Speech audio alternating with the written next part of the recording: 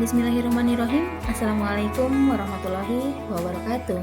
Bertemu lagi dengan saya Nurani Siswanti, guru bahasa Sunda di SMK Negeri 2 Cimahi. Pada video kali ini, saya akan memaparkan mengenai materi dasar belajar bahasa Sunda. Lebih tepatnya yaitu mengenai penggunaan vokal e, dan e. Huruf-huruf konsonan yang digunakan pada masyarakat Sunda sama halnya dengan huruf-huruf yang berlaku di dunia ini.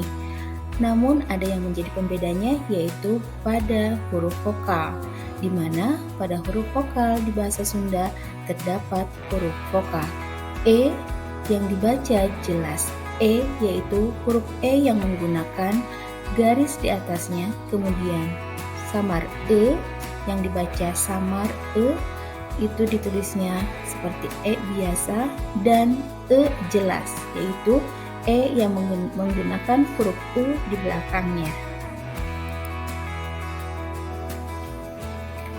Agar lebih jelas, kita lihat contoh-contoh kata dengan menggunakan vokal e pepet atau yang dibaca dengan jelas e atau samar e dan jelas e. Yang pertama, e pepet. Contoh katanya seperti kalau kita akan menuliskan kata ember atau eta, og, hese, dan mere. Jadi semuanya kata-kata ini menggunakan vokal jelas e, dibaca jelas e, menggunakan garis di atasnya. Kemudian contoh yang kedua dengan menggunakan huruf vokal samar e, yaitu contohnya seperti kelas, jelas, gelas. Kata-kata ini menggunakan huruf samar e.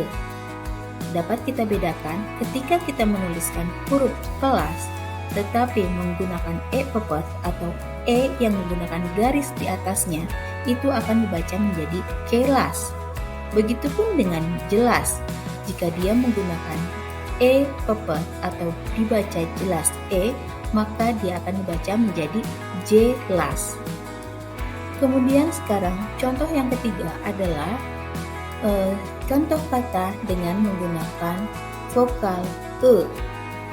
Walaupun di sini ada dua huruf, namun di bahasa Sunda tetap dianggap sebagai satu huruf, yaitu huruf vokal e yang dibaca jelas e.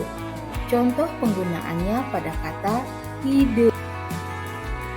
Agar lebih paham dan lebih mengerti, mari kita perhatikan contoh-contoh kata dengan penggunaan vokal e pepet, samar e, dan jelas e berikut ini.